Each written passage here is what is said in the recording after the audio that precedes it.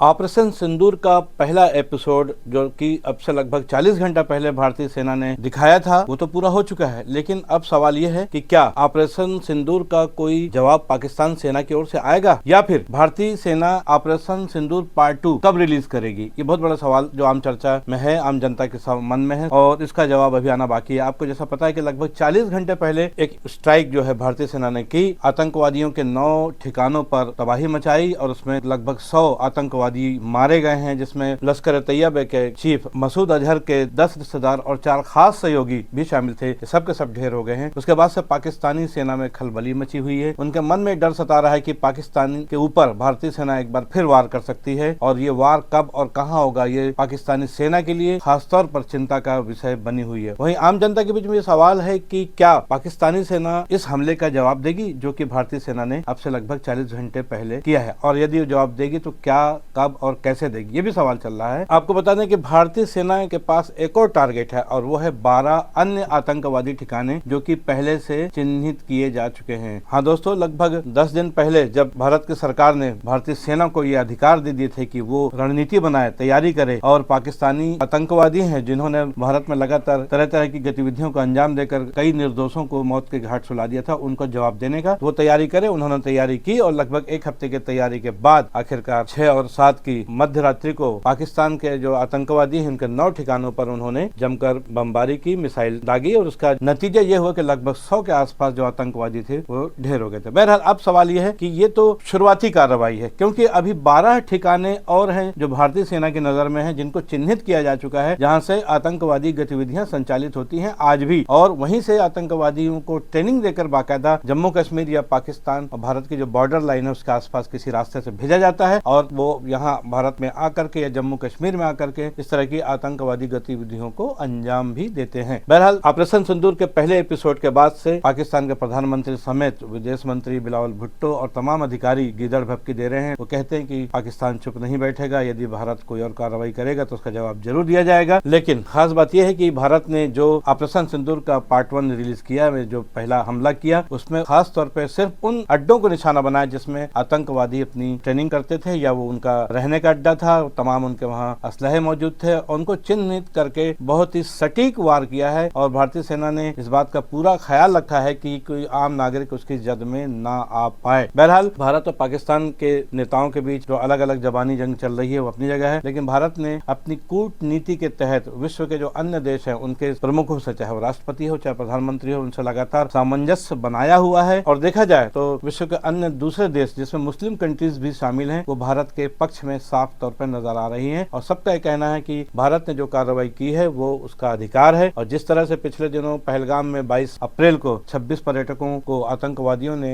अपना निशाना बनाया था, इसलिए उसका जवाब देना भी जरूरी था। बहरहाल अब सवाल यह है कि क्या ऑपरेशन सिंदूर पार्ट 2 होगा तो कब होगा और कैसे होगा। हालांकि जिम्मेदारी भारतीय सेना के पास सुरक्षित है। आज सुबह प्रधानमंत्री नरेंद्र मोदी के साथ राष्ट्रीय सुरक्षा सलाहकार अजीत डोभाल ने मुलाकात की, उनसे लगभग 50 मिनट तक चर्चा की। खबर यह है कि जो LOC है, इतनी भी सीमाएं हैं भारत और पाकिस्तान के आसपास की, वहां पर चल रही गतिविधियों के संदर्भ में चर्चा हुई है, क्योंकि खबर यह है कि पाकिस्तान ने सीज फायर का उल्लंघन करते हुए कुछ हरकतें की हैं। कुछ रॉकेट के टुकड़े पंजाब के अमृतसर में भी पाए गए हैं। हालांकि दूसरी तरफ पाकिस्तान भी आरोप लगा रहा है कि लाहौर के बाद कराची में भी कुछ ड्रोन से हमले हुए, बम गिराए गए हैं। जब युद्ध होता है तो इस तरह की बातें चलती रहती हैं, कुछ अफवाहें भी उड़ती रहती हैं। उन सबसे दूर सबसे महत्वपूर्ण बात एक ये है, आज सुबह 11 बजे दिल्ली में सभी राजनीतिक दलों की एक संयुक्त बैठक हुई जिसकी अध्यक्षता राजनाथ सिंह जो कि रक्षा मंत्री उन्होंने की। इस दौरान अमित शाह, विदेश मंत्री जयशंकर सहित तमाम प्रमुख मंत्री और नेता मौजूद थे। कांग्रेस की तरफ से कांग्रेस के अध्यक्ष मल्लिकार्जुन खड़गे, नेता प्रतिपक्ष राहुल गांधी, असदुद्दीन ओवैसी जैसे तमाम बड़े नेता मौजूद थे और बैठक जो हुई उसमें सरकार के नेताओं ने सभी विपक्षी दलों को इस बात की जानकारी दी कि ऑपरेशन सिंदूर किस तरह शुरू हुआ, किस तरह खत्म हुआ, उसमें क्या क्या रणनीति अपनाई गई और इस बात की जानकारी से सभी संतुष्ट भी नजर आए। एक बात ये जरूर थी कि प्रधानमंत्री नरेंद्र मोदी उस बैठक में शामिल नहीं हुए थे, जिसको लेकर के विपक्ष ने थोड़ा सा तंज भी कसा और उन्होंने कहा कि ऐसे समय में प्रधानमंत्री नरेंद्र मोदी को भी हम सब के साथ बैठना चाहिए था। बैठक समाप्ति के बाद बाहर निकलकर मल्लिकार्जुन खड़गे और राहुल गांधी सहित अन्य सभी नेताओं ने एक स्वर से एक बात कही कि संकट की इस घड़ी में हम सरकार के साथ हैं और सरकार जो भी कदम उठाएगी हमारा उस पर पूरा समर्थन रहेगा। देखिए, मीटिंग में जो उन्होंने कहा वो हमने सुना। देश के हित में उन्होंने कहा कि कोई कोई चीज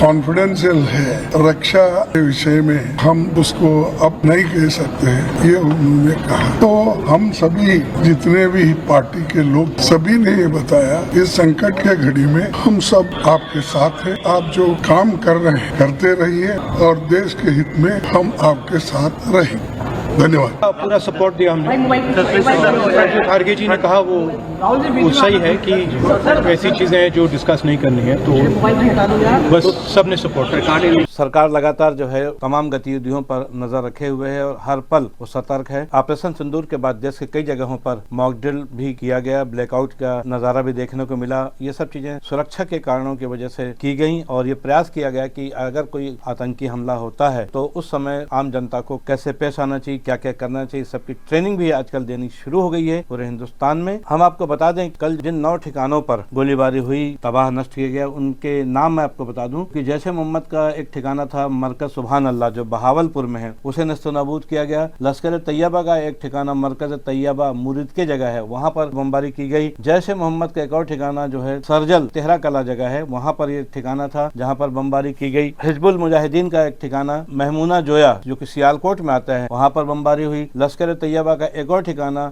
मरकज अहले हदीस बरनाला में है, वहाँ पर बमबारी की गई। जैश ए मोहम्मद का एक और ठिकाना मरकज अब्बास के नाम का है जो कि कोटली शहर में है, वहाँ पर भी भारतीय सेना ने उसको निशाना बनाकर नस्ते नाबूद किया। लश्कर तैयबा का ठिकाना शावाई नाला कैंप मुजफ्फराबाद में था, उसको टारगेट किया गया। और जैश ए मोहम्मद का एक और ठिकाना सैयदना बिलाल कैंप जो कि मुजफ्फराबाद में है, जबरदस्त भीषण बमबारी वहाँ पर की गई, इनको नष्ट कर दिया गया। तो ये वो 9 ठिकाने थे जिनको भारतीय सेना ने अपना टारगेट बनाया और उसको नस्ते नाबूद किया। लेकिन वही 12 ठिकाने और हैं जो कि भारतीय सेना की रेंज में है। भारतीय सेना निसंदेह तमाम बिंदुओं पर विचार कर रही है और ये माना जा रहा है कि ऑपरेशन सिंदूर का पार्ट 2 भी जल्द ही सामने आएगा और उसमें जो बचे हुए 12 ठिकाने हैं इनको टारगेट किया जाएगा। बल्कि अब भारतीय सेना उसके लिए समय क्या तय करती है ये उस पर फिलहाल छोड़ा हुआ है और उसका सभी को इंतजार रहेगा। आप भी इंतजार कीजिए और बने रहिए न्यूज T20 के साथ। इस खबर में बस इतना ही। मैं हूँ BD निजामी और आप देख रहे हैं न्यूज T20। हमारी ये खबर आपको कैसी लगी इस पर अपनी राय अवश्य दें। खबर को लाइक करना ना भूलें और चैनल को सब्सक्राइब करना भी। कल फिर मिलेंगे किसी नई खबर के साथ, तब तक के लिए दीजिए इजाजत। जय हिंद, जय भारत, जय छत्तीसगढ़।